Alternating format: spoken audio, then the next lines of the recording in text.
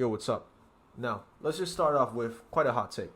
Multi-driver sets are definitely better than single driver sets. Well, that is true objectively, but if should the company have no idea what they're doing with a multi-driver config, they are not perfecting the crossovers, something will definitely go wrong. And definitely there's going to be a lot of misses, and there is a lot of misses throughout the releases of multiple different types of IEMs that are multi-driver. This one specifically, I would say, is not a miss. This one is a hit. This, my friends, is the Kiwi ears Septet, and it is amazing.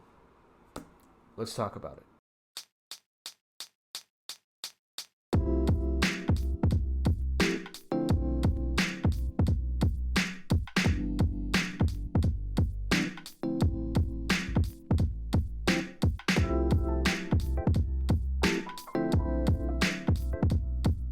The last time I've listened to a Kiwi ear set was 2 years ago when I listened to the Kiwi ears quartet. That one honestly is quite nice, and even for the price I would say it is very well performing, it is very musical, it is quite warm. I really enjoyed it, and this I would say is probably the successor to that lineup. You have the quartet, you have the quintet, which I haven't listened to it yet, and now you have this. So this thing costs $269 and it is rocking a 7 driver config, as obvious as the name is already suggesting. 1 DD, 4 BA, 1 planar, and 1 piezo. And one particular thing that I like about this set is basically, let's just talk about it while I'm gonna show you the unboxing. Now, this is the first time I've touched a Kiwi ears box, and all I could say is this thing overall is quite simple. It is packaged quite proper, it is quite adequate, there is no fluff, and they are quite confident in what they are delivering. Mainly because if you look at the sleeve, they marketed very obviously that this is a 7 driver config. This is a 7 driver config. This is a 7 driver config. This one just shows that Kiwi ears definitely know what they're doing, and they want you to know this is the reason why you are buying this set. And you should definitely buy this set, but we are going to talk about it later. Now, the box is as simple as it gets, just a DBoss logo of Kiwi ears, and when you open it up, you will be seeing the head shells directly. And once you've taken out this piece that holds the head shells, no fluff, no nothing, there's going to be some paperwork, and underneath here houses the single case that it gives, and inside it, everything else that you need. 2 sets of tips, one is a normal bore and one is a wide bore, as well as the cable. Oh yeah, I also forgot to mention, for the cable specifically, it is also interchangeable from balanced to unbalanced. So props to Kiwi ears for adding that. Now, the build quality of this IEM is superb. This thing overall is very subtle in terms of its aesthetic design, its color blocking, and overall it has a metal build which feels lightweight and also good in the hand. The faceplate also has a functional design where the top layer hides the underside of the bronze color mesh grills. Now, this thing right here, personally, I can't 100% hear the open backness, but definitely I would say it's there. People have been saying that this pair is open back, but I struggle to find it real, mainly because when you are having something that is open back, you definitely need to know that isolation is already gonna be something that sucks. But despite it being that, it still controls the level of isolation well, as well as giving you a very wide level of experience. So overall, I would say this thing executes it very well. And when I say functional design just now, what I meant is that when you are seeing there's going to be a lot of holes underneath, you have zero idea which one is the one that is being vented, which one is not. So overall, it just blends into the aesthetics seamlessly. So props to them for that. And talking about the fit, only little thing that I want to say is that it is definitely tip dependent. When I'm wearing the default tips, it's a little bit uncomfortable. Maybe it's because of the default tips, I'm not really sure, the stock tips, but when I'm using the whiteboard tips, it overall fits very perfectly, and also at the same time, it's really my sound preference to have something that's more trebly, that's more energetic in the mix. But regardless, when we're talking about the performance of this pair, I will mainly be reviewing this in the default nozzle tips. But one thing you definitely need to know before I give my first impressions is that, this thing has a planar inside. So obviously it's going to be very power hungry. I usually listen to my Kensei in between 20 to 30%, but when I'm using this, I specifically need to go until it is close to 80 to 90%. So definitely you need a beefy source to juice up this pair. But with that out of the way, let's actually talk about the sound. This pair overall has a U-shaped tuning with some resemblance of Harman, mainly on the bass side. Overall, I wouldn't say this pair is leaning anywhere. It is both musical as well as being very analytical as well. Tonality is neutral, and definitely due to the planar, it will have a very nice crispiness, a very nice planar transient in it throughout. Starting off with the bass overall, the rumble is very good, the sub bass is very good, enough for you to feel everything with a very nice level of texture.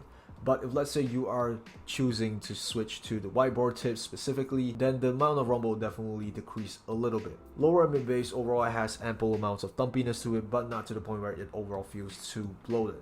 And when you are switching to a whiteboard tip, it will definitely smoothen it out a little bit more. So it is even more, I wouldn't say lean, but more subtle.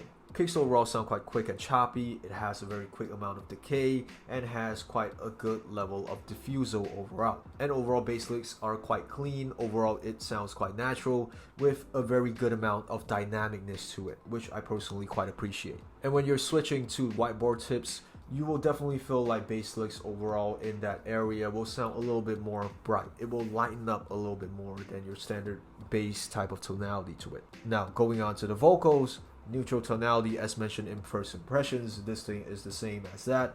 Overall, I would say it is quite transparent and it has sort of a coarseness to it, which makes everything sound a little bit more rustic, but I personally quite like this texture. Positioning overall is quite forward. If you want me to be very specific, it is somewhere around, just behind your nose bone, kind of like in the same plane as your cheeks. And in terms of how the singer is being presented, this thing has a slightly more thinner characteristic rather than something that is a little bit more bodied for the vocalist. I really enjoy it, and I wouldn't really care that much if this thing has a little bit less body and more thinness. Not thin to the point where it's ACG, but significant when you are mainly, driving a lot of heavily bodied IEMs. But despite I say that, this thing overall still carries enough energy with the crisp releases and intonation of the vocalist. Simply saying, it still retains good levels of dynamicness to it. But still, one specific thing is specifically J-pop. It is slightly too much for me. On the normal bore stock tips, it still sounds okay, but when you are switching to wide bore, that's when sometimes I seriously need to start to think, should I actually switch to other songs or just switch the tips and forget about it. Not to say that this pair is bad, but put it in a way where we could say, this pair specifically is very suitable to be tip rolled, where if you want some changes, instead of changing the cable, instead of cable rolling, you could just do tip rolling. When we're going about the instruments in the mid-range, those do not have the level of thinness that we have in the vocals. It is overall more body. It is overall more emphasized. And this is very specific, even though it is quite technical, it is clinical in the sense where I say it is crispy overall. It is presented in a relaxed and a very detailed way, which kind of makes no sense, but overall, it just gives you a good amount of energy, but just enough, not too much, to keep you engaged, but you could still relax at the same time. And I would say the planar and the piezo overall definitely probably worked very well in this particular area to give nicer and even energetic and even more brighter level of overtones and decay overall. Upper mids and treble overall I would say is quite detailed, quite controlled, bright, and I would say airy but also dry-ish at the same time. Percussions overall quite quick, they sound airy but quite snappy at the same time, so every single hats that you listen to, it is quite energetic, it is quite tactile. Guitar shreds overall also give you a good amount of detail as well as being quite aggressive, quite energetic, but not too much. It is still alright for me.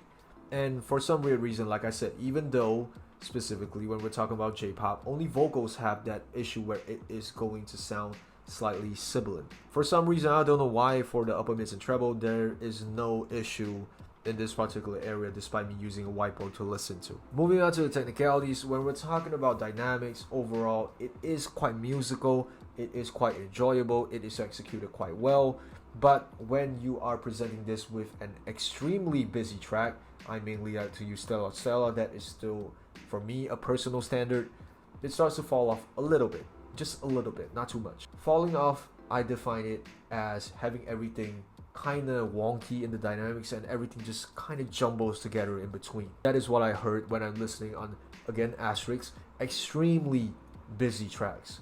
But other than that, most of my listening sessions, even on the Clips' latest album, everything sounds quite good. Everything sounds very enjoyable. Soundstage overall, like I said, I really think they didn't milk the fact that this thing is so-called open back, because if I'm just looking at it like this, I don't really even know if it's open back. It's only because of word of mouth that people say that this is open back.